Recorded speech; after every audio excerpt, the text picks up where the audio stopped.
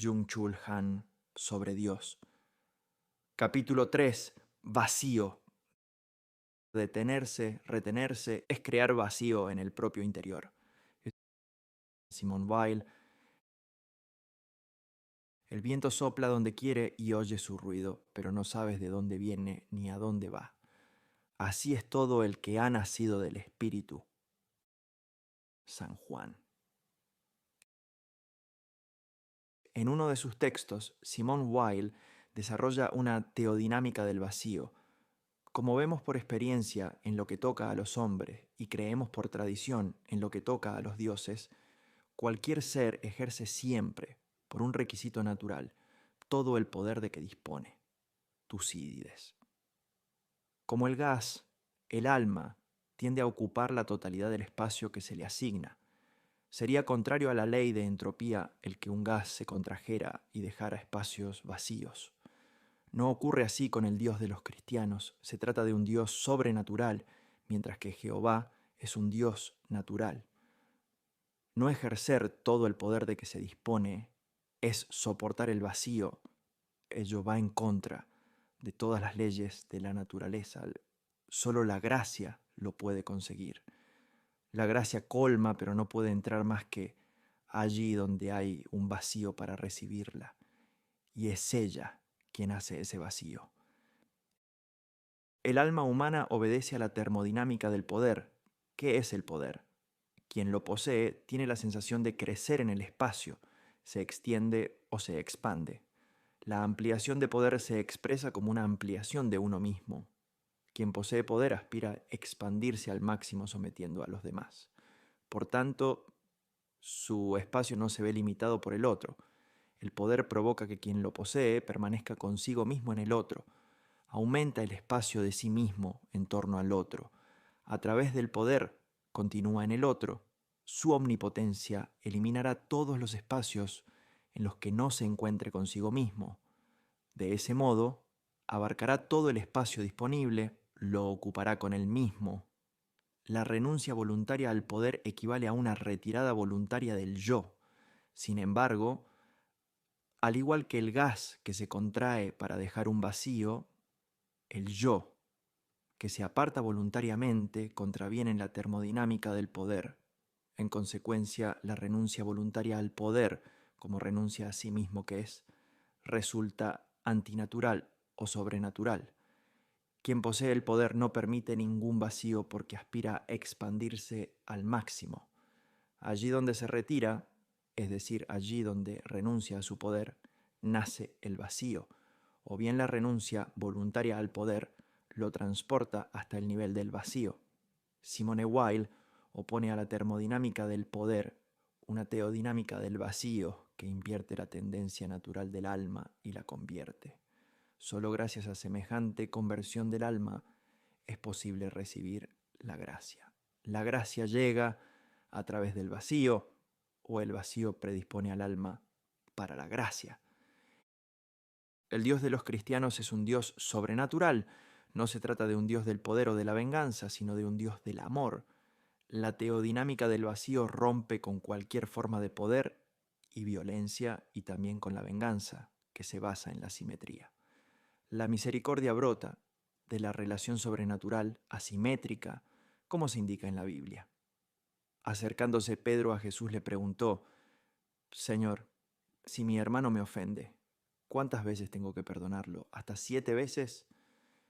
Jesús le contesta: no te digo hasta 7 veces, sino hasta 70 veces 7. La ética del vacío suspende la simetría de acción y reacción, de acto y contrapartida. Además, permite un don puro que prescinde de toda retribución. Se da a ciegas. La ética del vacío se construye a partir de una ceguera. Deja en suspenso la economía, que está obligada a la simetría. No es sorprendente que un hombre que tiene pan dé un pedazo a un hambriento. Lo que es sorprendente es que sea capaz de hacerlo con un gesto diferente de aquel por el cual se compra un objeto. La limosna, cuando no es sobrenatural, es semejante a una operación de compra. Se compra al desdichado.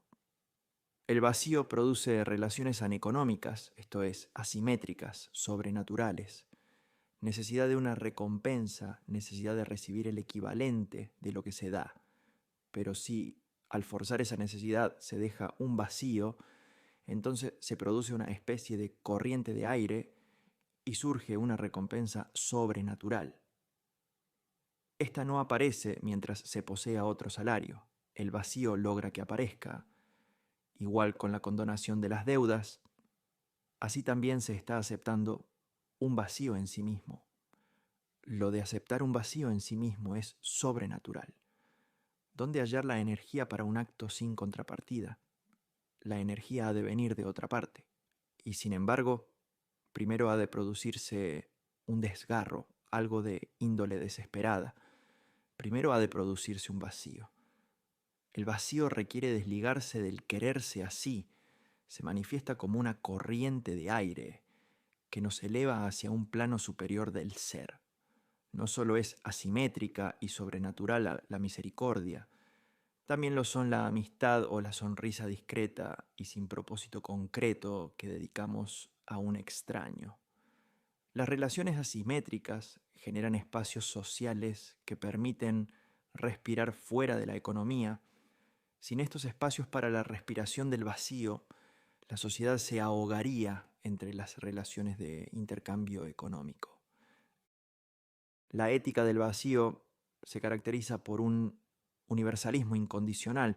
Simone Weil habla con frecuencia de la patria o de la ciudad, pero se trata, en cualquier caso, de entidades sin fronteras ni delimitaciones. Son una patria universal desprovista de fronteras. Esta patria universal constituye una comunidad mundial que trasciende cualquier nación. Las ciudades humanas, sobre todo, cada una en un nivel mayor o menor, según su grado de perfección, envuelven de poesía la vida de sus habitantes. Son imágenes y reflejos de la ciudad del mundo. Por otra parte, cuanta más forma de nación tienen, cuanto más pretenden ser patrias, más deformada y manchada es la imagen que ofrecen. La poesía es la esencia de la patria verdadera, universal. En cambio, la prosa del poder o de la economía limita esa patria hasta convertirla en una nación. Simone Weil opone su universalismo absoluto al patriotismo. Entiendo el patriotismo como el sentimiento que se ofrece a una patria terrestre. Tengo miedo de él porque temo contraerlo por contagio. La nación como objeto del patriotismo es una figura del poder. La verdadera patria, en cambio, se basa en el amor. Simone Weil diría que el nacionalsocialismo es la encarnación del mal. De hecho, la autora incluso rechaza lo social por considerarlo una forma de poder. Se deduce de ahí que lo social es irreductiblemente el dominio del diablo. La carne impulsa a decir yo y el diablo impulsa a decir nosotros, o como los dictadores, yo, con un significado colectivo. Y conforme a su misión propia, el diablo fabrica una falsa imitación de lo divino, un sucedáneo de lo divino. No entiendo por social lo que se relaciona con la ciudadanía, sino solamente los sentimientos colectivos. Simone Weil conocía el nacionalsocialismo y sabía de sobra la terrible violencia que lo colectivo puede engendrar. Aquel colectivo que lo ocupa todo se sostiene excluyendo a los otros. A diferencia de él, la verdadera patria es una comunidad de amor y amistad. Simone Weil interpreta las palabras bíblicas amaos los unos a los otros desde la óptica de la amistad, pero hay un amor personal y humano que es puro y que encierra un presentimiento y un reflejo del amor divino. Es la amistad. La amistad es sobrenatural en la medida en que renuncia a apoderarse del otro. No come, sino que mira. La amistad es el milagro por el cual un ser humano acepta mirar a distancia y sin aproximarse al ser que le es necesario como alimento. La amistad escapa tanto de la necesidad como del imperativo. Se construye a partir del respeto al otro, que requiere distancia. Lo que la mueve es la cercanía de la lejanía. Cuando un ser humano está vinculado a otro por un lazo afectivo que conlleva, en algún grado, la necesidad, es imposible que desee la conservación de la autonomía a la vez en sí mismo y en el otro. Imposible en virtud de los mecanismos de la naturaleza, pero posible por la intervención milagrosa de lo sobrenatural. Este milagro es la amistad. En la fusión de lo individual en un colectivo social, en una masa colectiva, no hay cabida para la amistad, porque ésta requiere una distancia con respecto al otro. Eso es lo que diferencia al colectivismo del universalismo. El concepto de la amistad de Weil desemboca en una política de la amistad que conduce a su vez a un universalismo incondicional. La amistad tiene algo de universal, consiste en amar a un ser humano como se querría amar en particular a cada uno de los componentes de la especie humana. Al igual que el universalismo kantiano, el universalismo radical de Weil se basa en un conocimiento a través de la razón, es decir, en la inteligencia. No es la fe la que impone el universalismo incondicional, sino la razón que aspira a ser tan general como resulte posible. La luz de la razón es de una imparcialidad total. Los hijos de Dios no deberían tener más patria aquí abajo que el universo mismo, con la totalidad de las criaturas racionales que ha contenido, contiene y contendrá. Esa es la ciudad natal, digna de merecer nuestro amor. Las cosas menos vastas que el universo imponen obligaciones que pueden ser extraordinariamente amplias, pero entre las que no se encuentra la obligación de amar. Estoy convencida también de que no se cuenta entre ellas ninguna obligación que tenga relación con la inteligencia. Es la belleza la que, a partir del universo, crea una patria. El universo es una patria porque es hermoso y puede ser amado por nosotros. Es nuestra única patria en esta vida. Este pensamiento es la esencia de la sabiduría de los estoicos. Tenemos una patria celestial.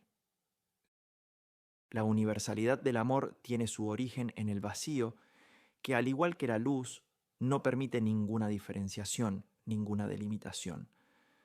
Nuestro amor debe tener la misma extensión a través del espacio y la misma igualdad en todas sus partes que tiene la luz del sol.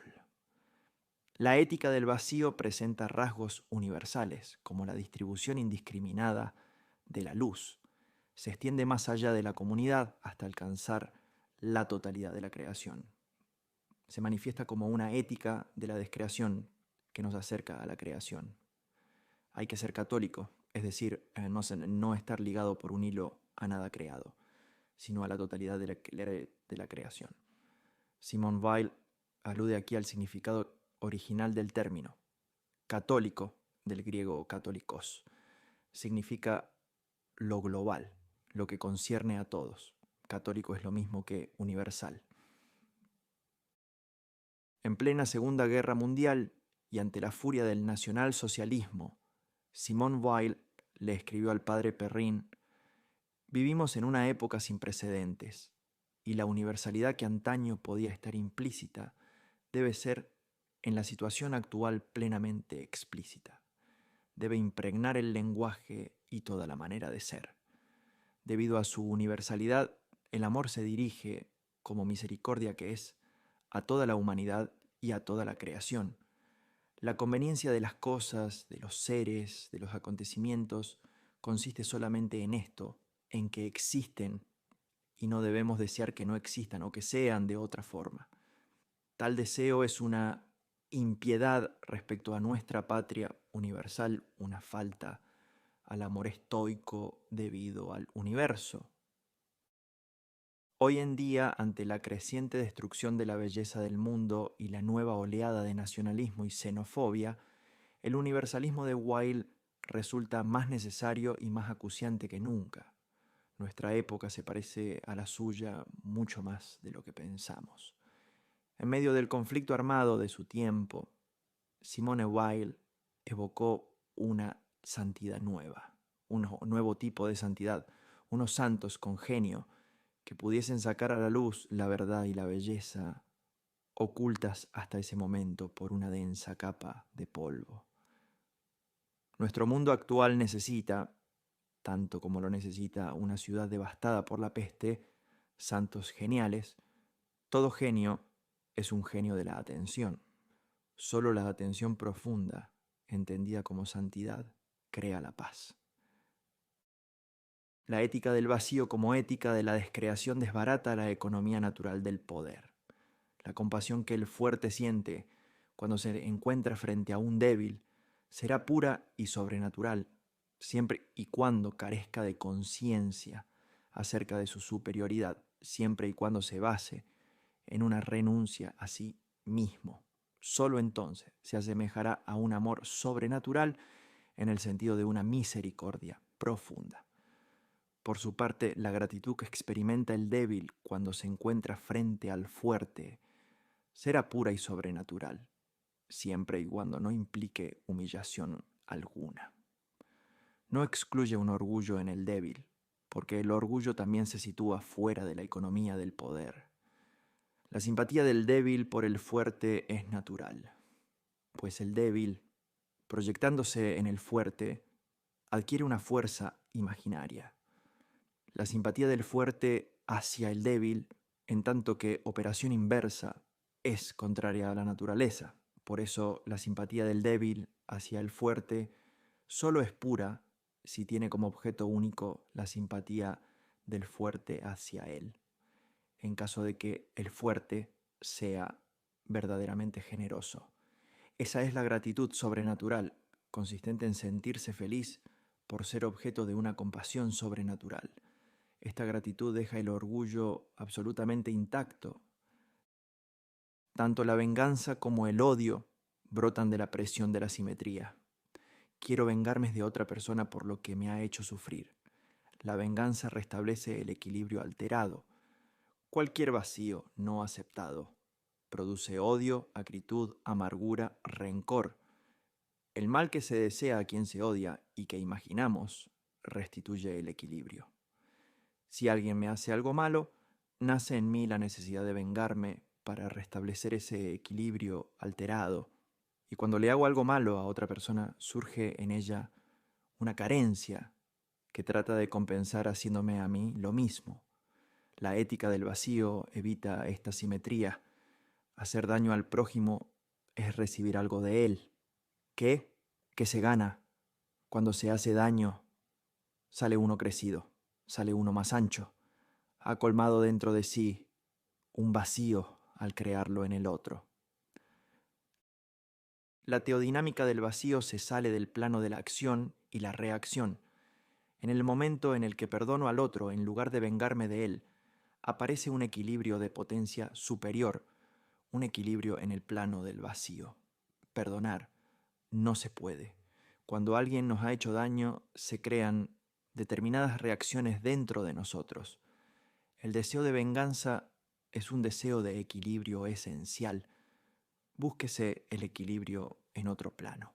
Hay que llegar por sí mismo hasta ese límite. Allí se palpa el vacío. El vacío desarrolla una energía ética al favorecer relaciones asimétricas frente a la simetría de la venganza. La teodinámica del vacío nos eleva a un rango superior. Ennoblece el ser. Imposible perdonar a quien nos ha hecho daño si ese daño nos ha rebajado. Mejor pensar que no nos ha rebajado, sino que ha elevado nuestro verdadero rango.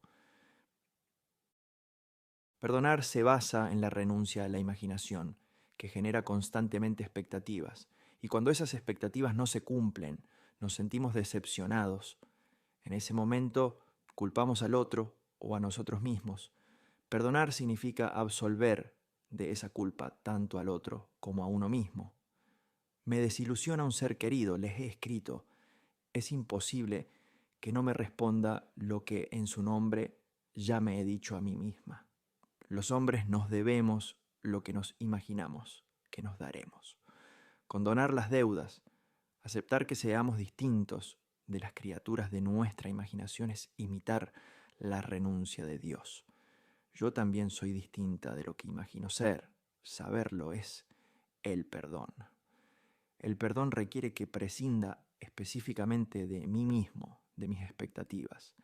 Quien perdona reconoce específicamente la alteridad, tanto la alteridad del otro como la de sí mismo, que lo desliga de su imaginación.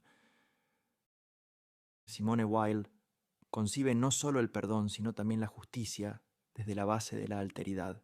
Justicia, estar siempre dispuesto a aceptar que otra persona es diferente a lo que leemos cuando está presente o cuando pensamos en ella, o mejor, leer en ella siempre, que sin duda alguna es diferente, tal vez completamente diferente a lo que leemos en ella. Todo ser grita en el silencio para ser leído de otra manera. La esclavitud o el sometimiento suponen forzar al otro a que se lea a sí mismo como yo lo leo o como yo quiero leerlo. En cambio, la conquista o la apropiación suponen forzar al otro a leerme a mí mismo como yo me leo o como yo quiero leerme. Ni el sometimiento ni la apropiación permiten alcanzar la justicia como alteridad, que consiste en producir el vacío dentro de sí mismo. En Weil, la ética del otro se fundamenta en el vacío. Requiere leer al otro contra mi voluntad, contra mi imaginación, prescindiendo de mí, de mis expectativas. Y esa ética solo se cumple cuando existe atención al otro. La justicia tiene lugar fuera de la economía del poder. De hecho, la deroga. Quien supera a otros en poder renuncia voluntariamente a sí mismo, a su poder. Presenta una renuncia a sí mismo. La justicia surge gracias a esta renuncia de poder. En eso reside su carácter sobrenatural.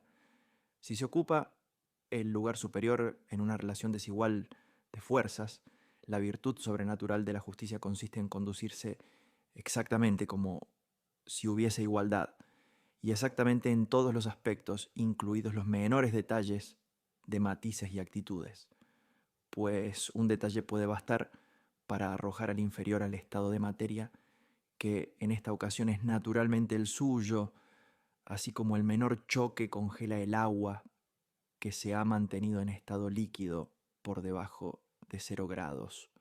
Para el inferior así tratado, la virtud sobrenatural de la justicia consiste en no creer que existe verdadera igualdad de fuerzas, en reconocer que la generosidad del otro es la única causa de ese tratamiento. La persona que es capaz de sentir la generosidad sobrenatural recibe un alma que nace de agua y de espíritu. El agua y el espíritu no son sino una obediencia doble. El agua encarna la pasividad primigenia de la materia. En el bautizo, el ser humano desaparece en el agua. De ese modo se reniega a sí mismo, adopta la pasividad primigenia de la materia. Por consiguiente, obedece igual que lo hace la materia. Y la receptibilidad hacia la inspiración divina es lo que caracteriza al espíritu humano. En ellos, agua y espíritu, ya no hay nada que yo pueda calificar de su propia voluntad, de su persona, de su yo. El vacío constituye el centro sobrenatural del alma. Se trata de un lugar en el que no se produce una diferenciación rígida. En él ya no hay yo alguno que se deslinde del otro, ni tampoco ninguna valoración o juicio que se base en diferenciaciones. Este vacío sin fronteras define un estado de desapego en el que se anula toda sujeción. El alma vaciada siente empatía indistintamente hacia todo lo que es. No se queda nada para sí. Da y perdona. Incluso se entrega hasta agotarse. El vacío y la imaginación son fuerzas antagónicas. La imaginación tiende a restablecer la simetría generando un contravalor, como consuelo frente a la pérdida. Seduce al alma, aparentando colmar. En cualquier situación en que se detenga la imaginación colmadora, existe vacío. La imaginación es un órgano de la mentira. La imaginación colmadora de vacíos es fundamentalmente mentirosa. En el vacío, en cambio, existe una prohibición de las imágenes. El pecado tiene su origen en el hecho de que constantemente traicionamos al vacío, saturándolo con imágenes ilusorias. Todos los pecados son intentos de colmar vacíos. Solo el vacío que no sucumbe a las artes seductoras de la imaginación revela la verdadera plenitud del ser y puede recibir la gracia.